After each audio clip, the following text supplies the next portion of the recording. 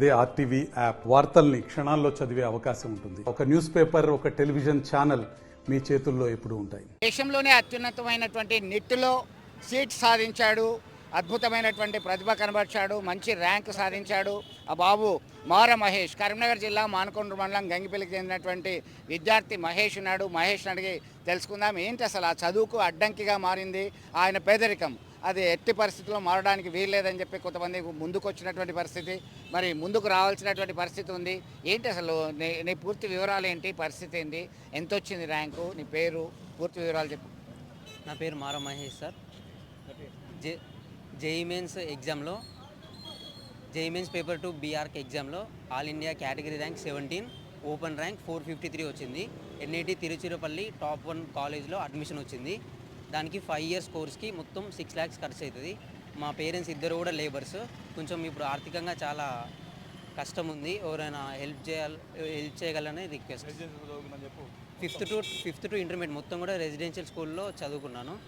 Self ప్రిపరేషన్తో JEE mains B Arch crack చేయడం జరిగింది. అంటే ఫ్యూచర్లో ఏం చేద్దామని అనుకుంటున్నాను?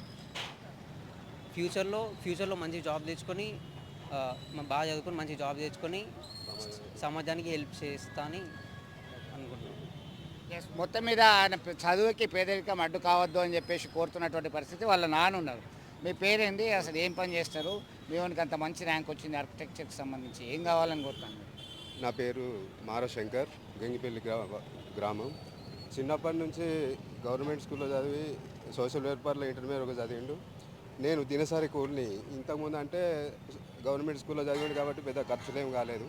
ఇప్పుడు 6-7 లక్షలు అంటే నాతోనే అయ్యే పరిస్థితి లేదు. అందుకే ఎవరైనా దాతలు వచ్చి సహకరించాలని వేడుకుంటున్నాను. దినసరి కూలీలుగా చేస్తున్నటువంటి ఆ తల్లిదండ్రులకి కొడుకు సాధించినటువంటి ర్యాంకు పట్ల ఒకవైపు హర్షం వ్యక్తం చేస్తూనే కొడుకు చదువుకు అయ్యేటువంటి ఖర్చులు ఎట్లా ఫేస్ చేయాలి, ఎట్లా భరించాలి అని చెప్పేసి దాతలు ఎవరైనా ముందుకు రావాలని కోరుతున్నటువంటి పరిస్థితి ప్రత్యక్షంగా గమనిస్తున్నాం. విద్యార్థి చదువుకి అయ్యేటువంటి ఖర్చు భరించడానికి దాతలు ముందుకు వస్తే బాగుంటుందని మనము కోరుకుందాం. విడుదల సుమంత్తో కలిసి చంద్రశేఖర్, ఆర్టీవీ, కరీంనగర్.